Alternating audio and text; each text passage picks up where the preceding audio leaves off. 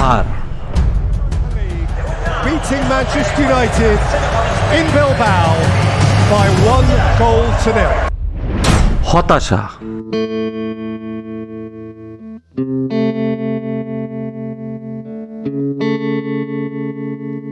একটি দল যা তার গৌরবময় অতীতের ছায়া হয়ে আছে।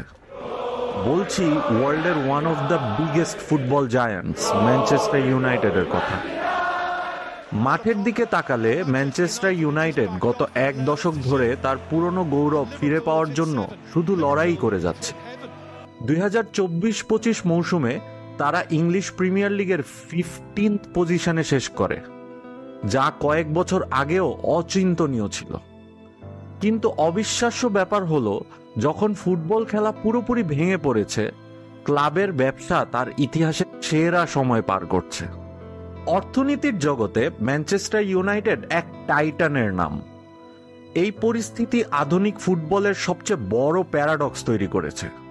তাহলে এটা কিভাবে সম্ভব যে একটি ফুটবল ক্লাব তার মূল কাজে অর্থাৎ ফুটবল খেলায় এতটা দর্শনীয়ভাবে ব্যর্থ হতে পারে, কিন্তু টাকার খেলায় এতটা নির্ধারকভাবে জিততে পারে?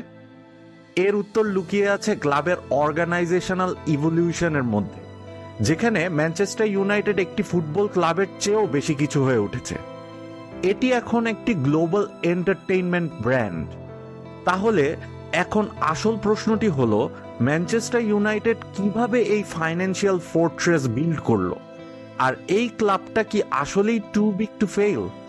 চলুন উত্তরগুলো খোঁজার চেষ্টা করি। আসসালামু আলাইকুম ভিউয়ার্স, ওয়েলকাম ব্যাক টু মাহিরস।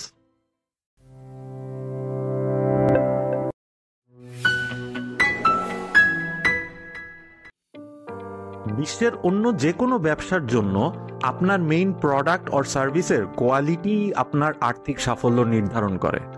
কিন্তু ম্যানচেস্টার ইউনাইটেড এই যুক্তিকে এক প্রকার অস্বীকার করে চলেছে। এই বিচ্ছেদের শুরু হয় 2005 সালে, যখন গ্লেজার্স ফ্যামিলি একটি লেভারেজড বাই আউট বা LBO এর মাধ্যমে ক্লাবটি কিনে নেয়।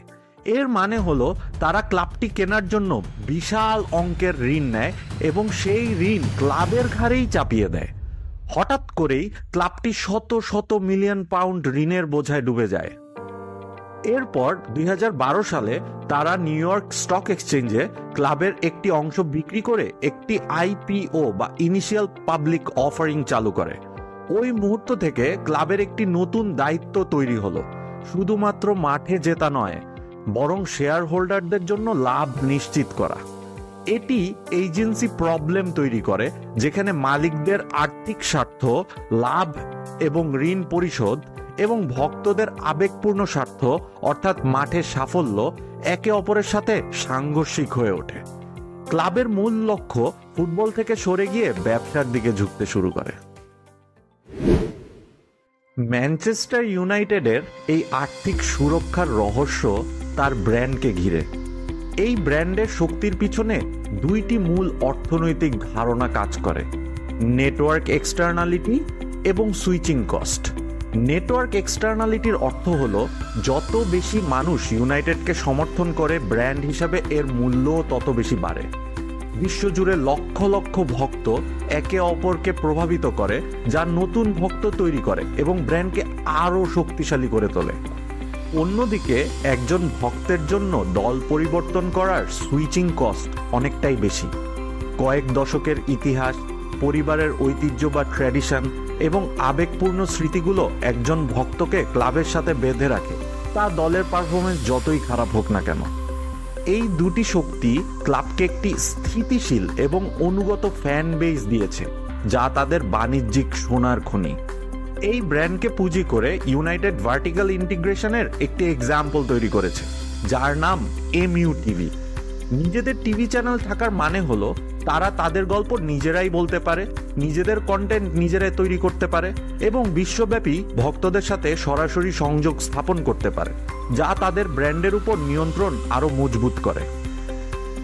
এই পাওয়ারফুল ব্র্যান্ড ইমেজই ম্যানচেস্টার ইউনাইটেডকে একটি বৈচিত্র্যময় এবং অবিশ্বাস্যভাবে শক্তিশালী আয়ের মডেল বা রেভিনিউ ডাইভার্সিফিকেশন তৈরি করতে সাহায্য করে।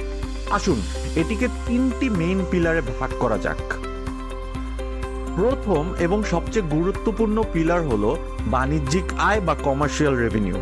এখানেই ব্র্যান্ডকে স্পন্সরশিপের মাধ্যমে লিকুইড অ্যাসেটে পরিণত করা হয়। অ্যাডিডাসের সাথে তাদের কিট চুক্তি বা স্ন্যাপড্রাগনের সাথে শার্ট স্পন্সরশিপের মতো দীর্ঘমেয়াদী চুক্তিগুলো মাঠের পারফরমেন্স নির্বিশেষে একটি স্টেবল আয় নিশ্চিত করে। দ্বিতীয় পিলারটি হলো সম্প্রচার রাজস্ব বা ব্রডকাস্টিং রেভিনিউ। রেগুলার বেসিসে চ্যাম্পিয়ন্স লিগ থেকে বাদ পড়া অবশ্যই ফাইন্যান্সিয়াল পার্সপেক্টিভ থেকে ক্ষতিকর, কিন্তু শকিংলি এটি মারাত্মক কোনো আঘাত নয়। প্রিমিয়ার লিগের বিশাল গ্লোবাল টিভি রাইটস প্রতিটি ক্লাবের জন্য একটি বিরাট আর্থিক সুরক্ষা জাল হিসেবে কাজ করে। এমনকি ইউরোপা লিগের মতো দ্বিতীয় স্তরের প্রতিযোগিতায় খেললেও উল্লেখযোগ্য পরিমাণ অর্থ টিকে আসে। তৃতীয় পিলারটিকে আমরা বলতে পারি ম্যাচ ডে রেভিনিউ। ৭৪,০০০-এর বেশি ধারণ ক্ষমতার ওল্ড ট্রাফোর্ড শুধু থিয়েটার অফ ড্রিমসই না, থিয়েটার অফ রেভিনিউও বটে। ম্যাচের টিকিট, খাবার এবং হসপিটালিটি থেকে আসা আয় ক্লাবের একটি নির্ভরযোগ্য ক্যাশ ফ্লো এর উৎস। ডিমান্ড এতটাই বেশি যে দল হারলেও স্টেডিয়াম ঠিকই পূর্ণ থাকে। এই তিনটি পিলার বা স্তম্ভ একসাথে একটি বিশাল ফাইন্যান্সিয়াল বাফার তৈরি করে, যা ক্লাবকে মাঠের ব্যর্থতার আর্থিক ধাক্কা থেকে রক্ষা করে।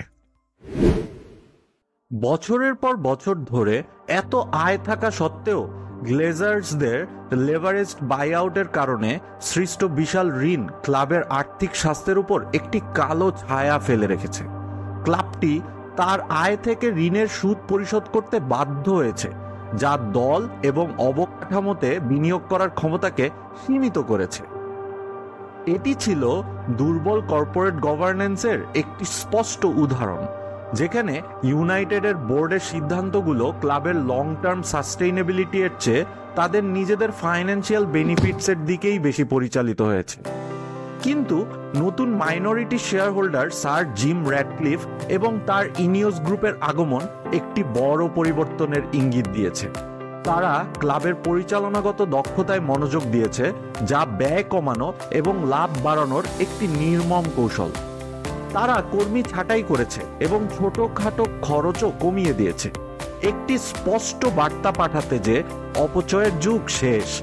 এর ফলে ক্লাবের অপারেটিং প্রফিট নাটকীয়ভাবে বৃদ্ধি পেয়েছে।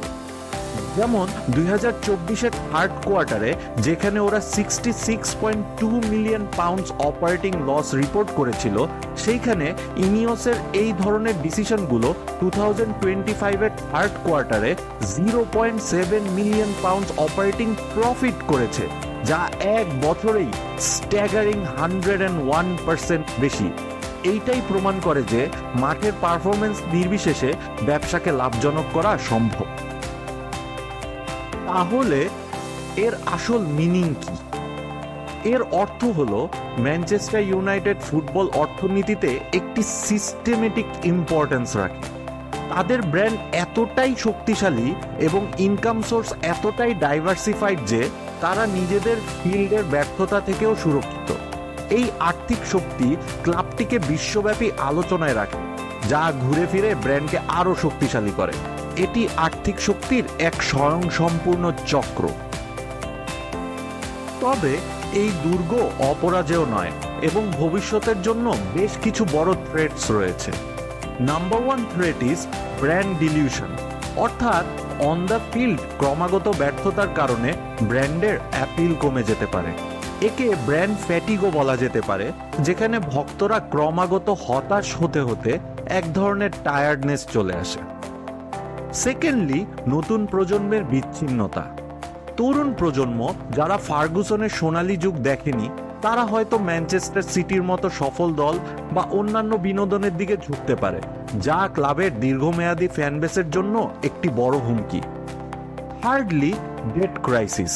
ক্লাবের উপর এখনো একটি বিশাল অঙ্কের ঋণ রয়েছে, যা 2025 সালের শুরুতে প্রায় 500 থেকে 600 মিলিয়ন পাউন্ড বলে জানা গেছে।